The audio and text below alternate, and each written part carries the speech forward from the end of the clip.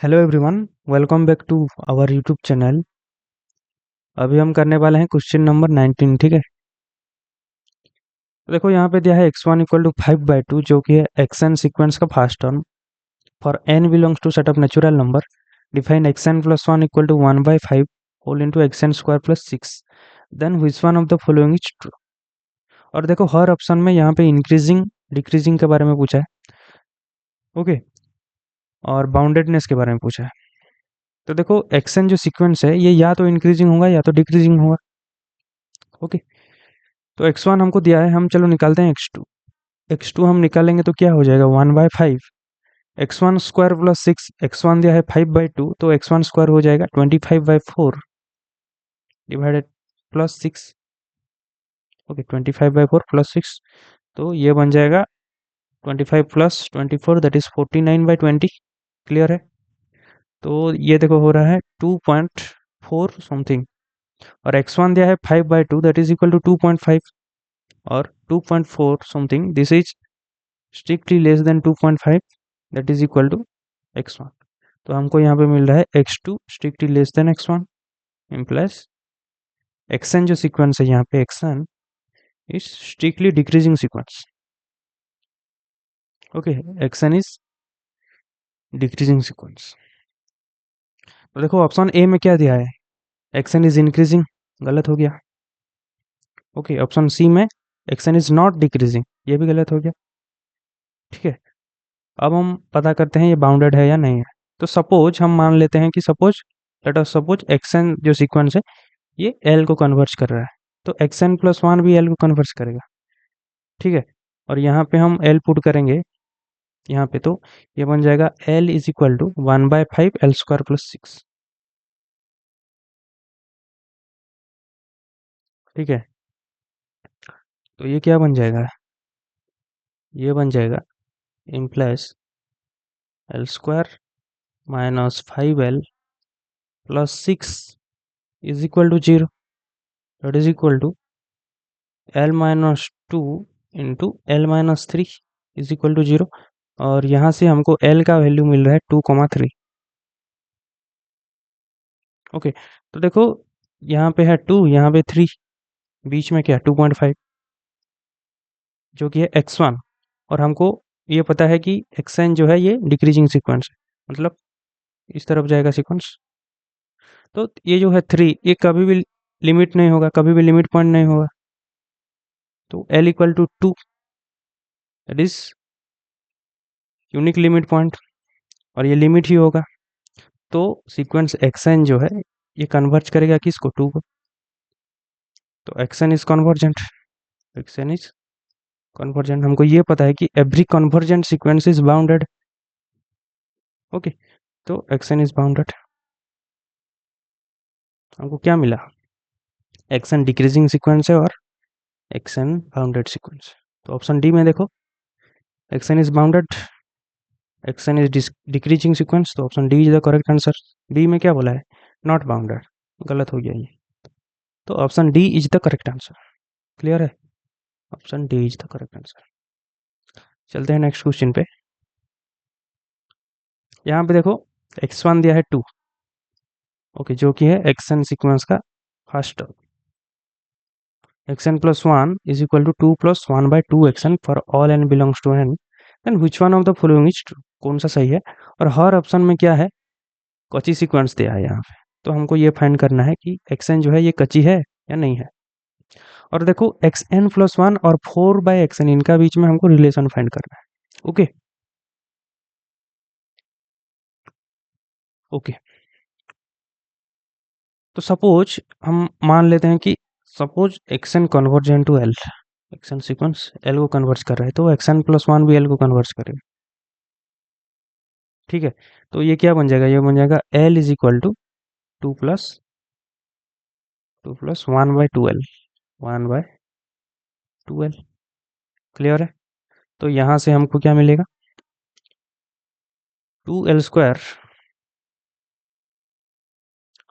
2l² is equal to 4l+1 plus 2l² minus 4l minus 1 is equal to 0।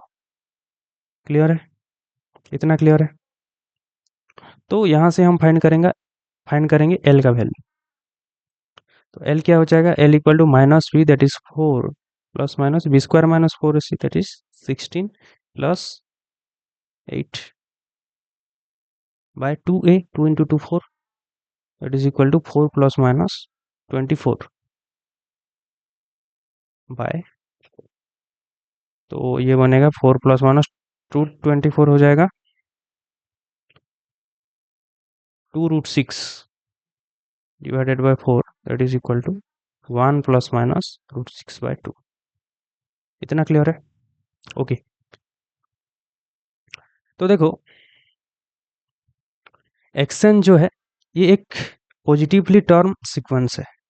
देखो x1 हमको दिया है 2, हम यहाँ पे x2 फाइंड करेंगे। यहाँ x2 that is 2 plus 1 by 2 into x1 that is 4, तो 1 बाय 4 होगा 0.25, तो x2 बनेगा 2.25।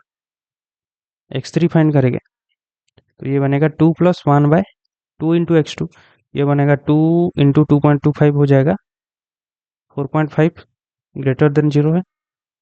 x4 फाइंड करोगे वो भी ग्रेटर देन 0 होगा। इसका मतलब ये जो एक्शन सीक्वेंस है इसका हर टर्म एक पॉजिटिव रियल नंबर होगा, पॉजिटिव नंबर होगा।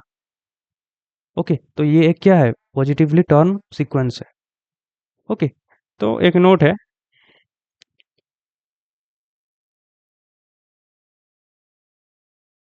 If a n be a positive term sequence convergent to L, then L is non-negative। एक पॉजिटिवली टर्म कन्वर्जेंट सीक्वेंस है, ठीक है, एक पॉजिटिवली टर्म कन्वर्जेंट सीक्वेंस है जो कि कन्वर्ज कर रहा है L पे, then L is non negative, L non negative होगा, L एक नॉन नेगेटिव नंबर होगा। ओके, तो देखो यहाँ पे L का वैल्यू हमको यहाँ पे फाइनाइट वैल्यू मिल गया, इसका मतलब यहाँ पे सीक्वेंस एक्शन दिया है, that mean sequence action is convergent, action is convergent. किसको कन्वर्ज करेगा? एक है 1 प्लस √6 बाय 2, एक है 1 माइनस √6 बाय 2। देखो √6 बाय 2 का वैल्यू 1 से बड़ा है, तो ये जो है लेस देन 0 है, और ये जो है ये ग्रेटर देन 0 है। तो यहाँ पे एक्शन क्या है? एक पॉजिटिवली टर्म सीक्वेंस है, तो इसका जो लिमिट होगा ये कन्वर्ज कर रहा है, हमको पता है कन्वर्जेंट, तो ये किसको कन्वर्ज करेगा? एक नॉन नेगेटिव नंबर को कन्वर्ज करेगा। तो यहाँ पे नॉन नेगेटिव कौन है? 1 प्लस √6 बाय 2, 1 माइनस √6 बाय 2 ये नेगेटिव है, तो ये कन्वर्ज करेगा x n converge converges to 1 plus √6 by 2। Okay okay, x n converges to 1 plus √6 by 2। और हमको एक्शन कन्वर्जेंट मिल गया। हमको ये पता है every real convergent sequence is Cauchy sequence in are every convergent sequence is Cauchy. इसका मतलब एक्शन कन्वर्जेंट है तो एक्शन क्या है? कॉची सीक्वेंस है। Okay, action is Cauchy sequence. तो देखो ऑप्शन सी में देखो, action is not a Cauchy sequence, गलत हो गया, इसको हम डिस्कार्ड करेंगे। और डी में भी नॉट ए कॉची सीक्वेंस है, तो डी को भी हम डिस्कार्ड करेंगे। अब हम निकालेंगे xn+1 और 4/xn के बीच में रिलेशन, ठीक है, xn+1 और 4/xn, xn+1 और 4/xn के बीच में रिलेशन हमको फाइंड करना है। तो देखो ये इस तरफ आएगा तो क्या हो जाएगा? xn+1 इंटू एक्सएन हो जाएगा, और 4 के बीच में हमको रिलेशन फाइंड करना है। तो हमको ये पता है कि xn+1, एक्सएन किसको कन्वर्ज कर रहा है? ये कन्वर्ज कर रहा है 1 प्लस √6 बाय 2 को, तो x n plus one sequence भी इसको ही कन्वर्ज करेगा। तो x n plus one into x n करेंगे तो one plus root six by two into one plus root six by two that is equal to one plus root six by two का whole square होगा, that is equal to one plus इसका square six by four plus two into one into root six by two that is root six. Okay, तो ये हो जाएगा 10/4 plus root six that is equal to ये बनेगा 2.5 plus root six. हमको पता है रूट फोर का वैल्यू होता है 2, तो रूट सिक्स का value strictly greater than 2। Okay, ये 2 से बड़ा है, तो यहाँ पे सपोज 2 भी मान लेते हैं यहाँ पे, तो 2.5 प्लस 2 हो जाएगा 4.5 जो कि 4 से बड़ा है। तो यहाँ पे रूट सिक्स प्लस 2.5 करेंगे दैट इज ग्रेटर देन 4। इसका मतलब यहाँ पे x n into x plus one greater than 4 होगा। ये भी हम यूज कर सकते हैं greater than equal to 4। Okay, तो ये रिलेशन होगा x n plus one into x n और 4 के बीच में। क्लियर है? X n plus one into x n greater than equal to 4। तो यहाँ पे है ऑप्शन ए और बी में है, बी में नहीं है, बी में less than x n plus one less than 4 by x n. तो ऑप्शन ए में देखो कॉची सीक्वेंस और यहाँ पे x n plus one greater than equal to 4 by x n. तो option A is the correct answer. ठीक है, clear है? और देखो इसके लिए एक शॉर्ट ट्रिक भी है। शॉर्ट ट्रिक क्या है? X n plus one two plus one by two x n. तो सपोज एक सीक्वेंस है और जिसमें कि ये कंडीशन हो रहा है x n plus one is equal to a plus one by a x n, then x n plus one into x n greater than equal to A square. ये याद रखना है, ये है result. If x n plus one is equal to a plus one by a x n then x n plus one into x n greater than equal to A square. यहाँ पे ए equal to कितना है? ये question में ए equal to है 2, तो हमको ये दिया है क्या?